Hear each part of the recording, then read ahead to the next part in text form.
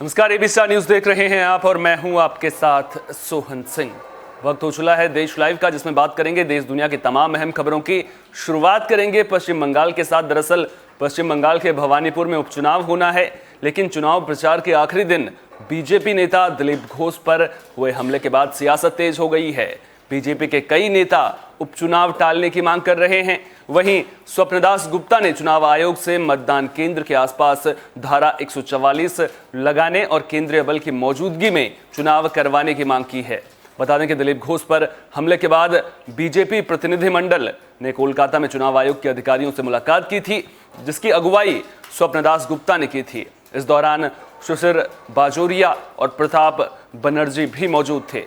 BJP उपाध्यक्ष दिलीप घोष ने कहा कि जब चुनाव प्रचार के दौरान मुझ पर हमला हुआ है तो फिर जनता घरों से निकलकर मतदान कैसे करेगी। ऐसे में निष्पक्ष चुनाव होना मुश्किल है, इसलिए फिलहाल उपचुनाव को रद्द किया जाना चाहिए। जब माहौल सही हो और चुनाव आयोग अपने उम्मीदवार की सुरक्षा सुनिश्चित कर पाए तभी चुनाव होने चाहिए। वहीं दिलीप घोष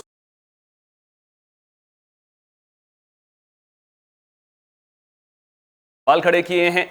बता दें कि भवानीपुर में 30 सितंबर को चुनाव होना है। टीएमसी से सीएम ममता बनर्जी चुनावी मैदान में हैं, जिनका मुकाबला करने के लिए बीजेपी से प्रियंका टिब्रेवाल को मैदान में उतारा गया है। तो उपचुनाव को लेकर के सियासी गहमा गहमी देखने को मिल रही है। बीजेपी कह रही है कि जो उपचुनाव हो रहे हैं उन्हें फिलहाल के लिए रद्द कर देना चाहिए। दूसरी तरफ अब चुनाव आयोग क्या कुछ फैसला देगा, इस पर लगातार नजर बनी रहेगी।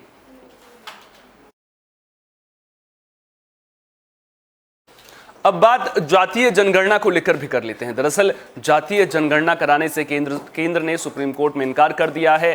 कहा है कि इसमें व्यवहारिक अड़चने हैं, लेकिन बीजेपी को छोड़कर सभी सियासी पार्टियां जातीय जनगणना की वकालत कर रही हैं। वहीं दूसरी ओर केंद्र के सुप्रीम कोर्ट में इनकार के बाद विपक्षी पार्टियों ने जातीय जनगणना कराने की मांग तेज कर दी है।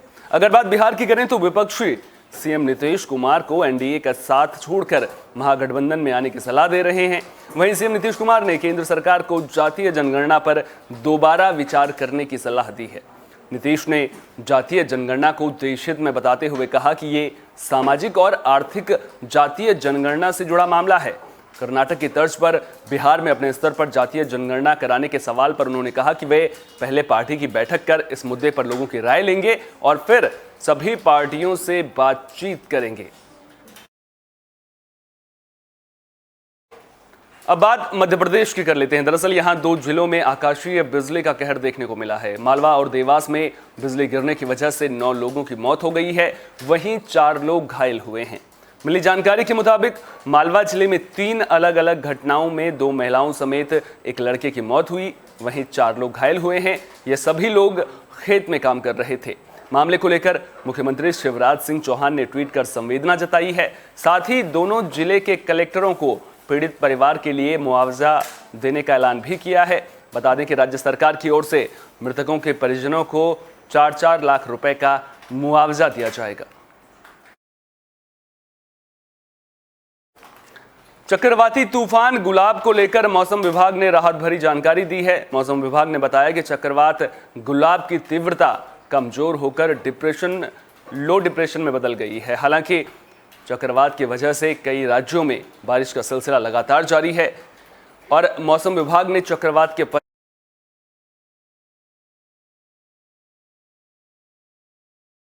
अगले 2 से 3 दिनों के अंदर भारत के पश्चिमी तट पर तेज हवाएं चलने की संभावना है। कोंकण में 30 सितंबर तक बारिश होने की संभावना जताई गई है, जिसके बाद इसमें कमी भी देखने को मिलेगी। अगले 48 घंटों के दौरान पूरे महाराष्ट्र में गरज के साथ तेज हवाएं चलने और भारी बारिश की भविष्यवाणी की गई है। मराठवाड़ा में अलग अलग जगहों पर भारी से बहुत भारी बरसात का अनुमान है।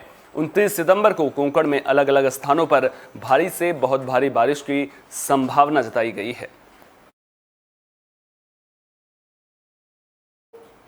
आईसीएमआर के वैज्ञानिकों ने देश में चरणबद्ध तरीके से स्कूल खोलने की सिफारिश की है। आईसीएमआर के डायरेक्टर डॉक्टर बलराम भार्गव की निगरानी में की गई स्टडी में ये पाया गया कि प्राथमिक स्कूलों के बच्चों में कोरोना का खतरा कम है, इसलिए पहले प्राथमिक और फिर माध्यमिक स्कूल खोले जाने चाहिए।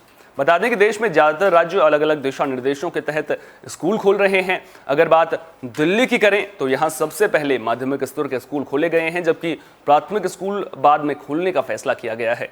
ICMR की स्टडी रिपोर्ट में 12 साल या उससे ज्यादा उम्र के बच्चों में संक्रमण का ज्यादा खतरा बताया गया है। हालांकि अभी इस आयु वर्ग के लिए वैक्सीन उपलब्ध नहीं है, लेकिन स्कूलों को शुरू करना भी जरूरी है।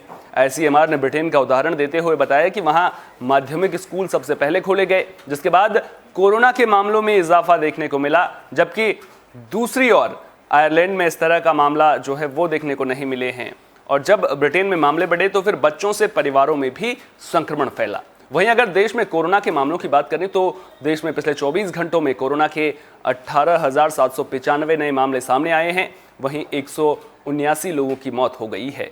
बड़ी बात यह है कि देश में 201 दिनों के बाद कोरोना के नए मामलों की संख्या 20,000 से कम रही है।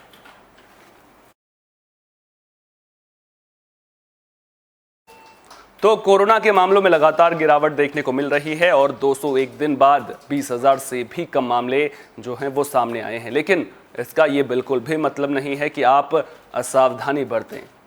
ज़रूरत है सावधानी बरतने की। सैनिटाइज़र का इस्तेमाल कीजिए। अगर आप घर से बाहर जा रहे हैं तो ये सुनिश्चित कर लीजिए कि आपके चेहरे पर मास्क लगा हो। इसके अलावा भीड़भाड़ वाली जगहों पर जाने से बचें। सोशल डिस्टेंसिंग का ध्यान रखें। कोरोना से डरने या घबराने की बिल्कुल भी ज़रूरत नहीं है।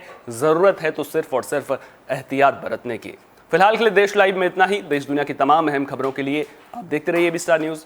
मुझे दीजिए इजाज़त। नमस्कार।